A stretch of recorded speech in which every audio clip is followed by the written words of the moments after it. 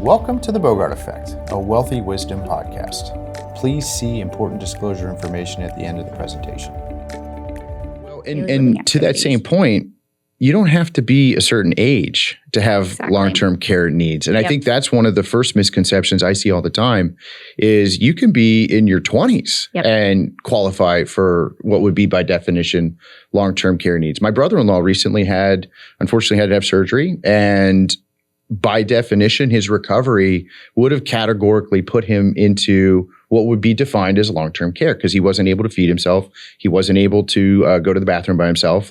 So that by definition would trigger a long-term care policy kicking in, as an example. And the other thing you see to it, if you can't do those, is also just memory care, right? Cognitive. And so if you think about cognitive impairment, often you're very healthy otherwise, right? Like your body's healthy and physically you can do things, but are still a danger to yourself and maybe can't live independently. Bingo. Yeah. Because of that. So that's also a qualifying need. So qualifying for cognitive is a little different than the two of the six activities of daily living.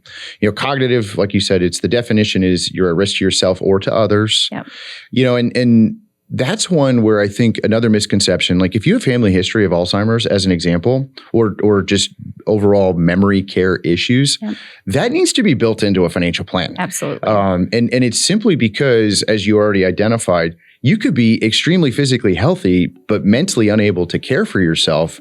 And we need to fund that in some form or fashion. Absolutely. And often in those cases, it's looking at long-term care insurance, especially.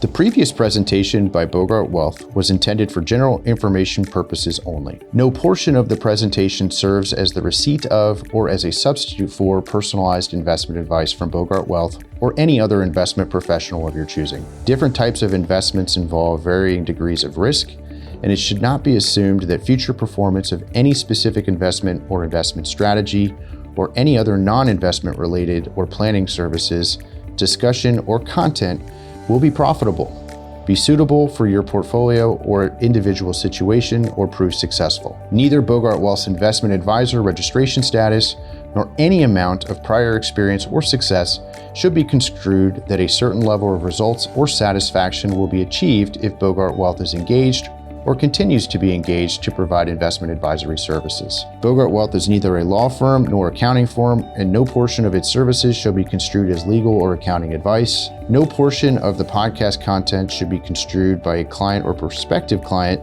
as a guarantee that he or she will experience a certain level of results if Bogart Wealth is engaged or continues to be engaged to provide investment advisory services. Copies of Bogart Wealth's current written disclosure brochure and Form CRS discussing our advisory services and fees are available upon request or at www.bogartwealth.com.